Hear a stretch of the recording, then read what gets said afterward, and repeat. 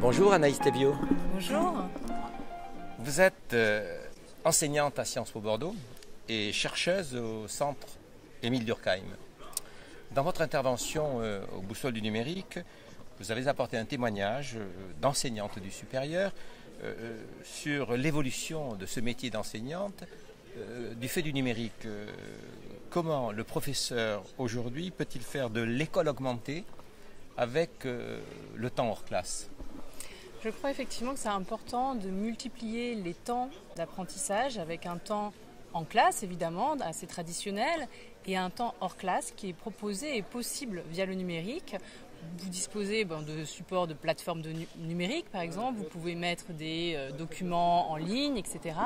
Mais ça permet aussi de l'interactivité, c'est-à-dire que vous pouvez répondre aux questions, mais aussi lors de mon expérience à l'IEP, ce que j'ai proposé c'est un forum où les étudiants peuvent poser des questions et ça rend ainsi l'étudiant acteur de la formation et pas simplement passif comme il est en cours, notamment en cours magistral.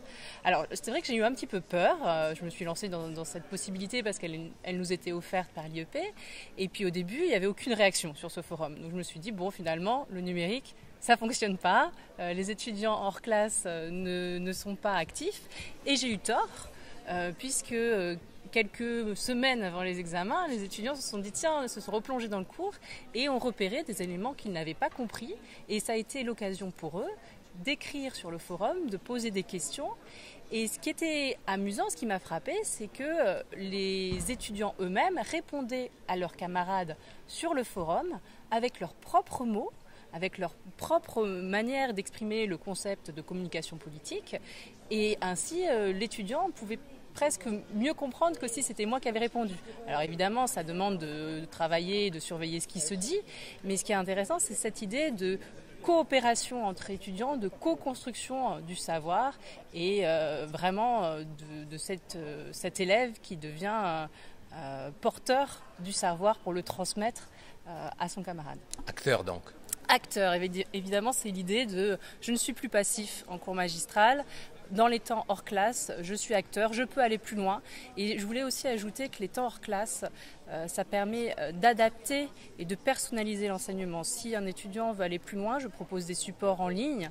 Et ce qui est intéressant aussi, c'est pour les étudiants en situation de handicap, qui parfois en classe sont présents ou pas, et ne suivent pas avec le même rythme les cours.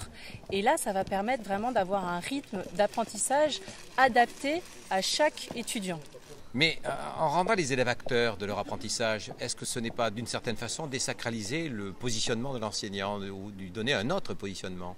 Alors comme je vous l'ai dit, je reste quand même moi-même active, même sur les forums en ligne. L'idée c'est de se remettre en question en tant qu'enseignant. Avec le numérique, le métier d'enseignant évolue en permanence. Mais ça ne veut pas dire qu'il ne faut pas désacraliser, je pense, le métier d'enseignant. C'est important alors à l'université, mais aussi dans d'autres niveaux d'études. Le rôle de l'enseignant, il ne doit pas être amoindri par le numérique. Le contact humain, l'explication, le contact vraiment proche, le savoir-faire, le décryptage, la déconstruction, ça c'est fait par l'enseignant. Et ça ne sera pas fait par le numérique, notamment, comme je le disais là, lors de la conférence, le numérique c'est un fourre-tout. Il y a de tout. Et c'est l'enseignant qui va guider l'étudiant pour l'aider à aller chercher l'information, à repérer ce qui peut lui donner un complément d'information. Donc il y a toujours ce rôle de guide pour finalement que l'étudiant devienne autonome et s'épanouisse par lui-même par la suite. Alors, vous avez surtout attiré notre attention sur le fait que les inégalités hors ligne se reproduisent aussi en ligne. Comment l'école peut-elle réduire ces inégalités ? Alors effectivement, il y a, moi je me bats en tout cas contre beaucoup de fantasmes et d'imaginaires qui entourent le numérique, comme quoi le numérique changerait tout, que ça serait une révolution avec le numérique, qu'on pourrait tous avoir accès au savoir. À chaque chacune de mes interventions, je reviens sur le fait que le numérique, ça ne change pas tout.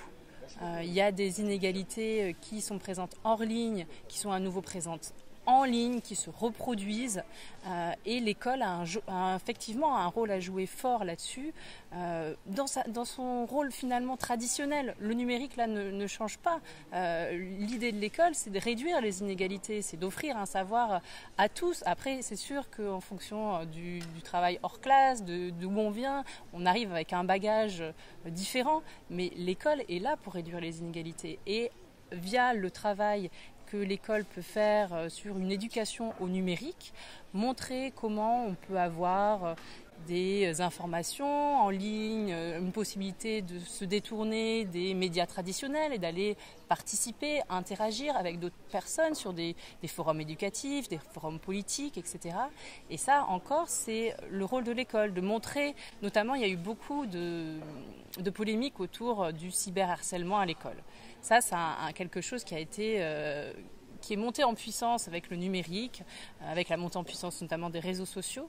Et je crois que l'école a un rôle à jouer de mise en garde, dans une sorte d'éducation civique du numérique pour guider l'étudiant dans cette toile immense, cette immensité du numérique où il ne sait pas où aller et où il peut vite être perdu, notamment s'il suit ses camarades. Et après, voilà, les parents ne sont pas toujours là et n'ont pas toujours le temps de faire cette éducation-là, cette éducation civique au numérique, et ne savent même pas des fois ce que font leurs enfants sur le web.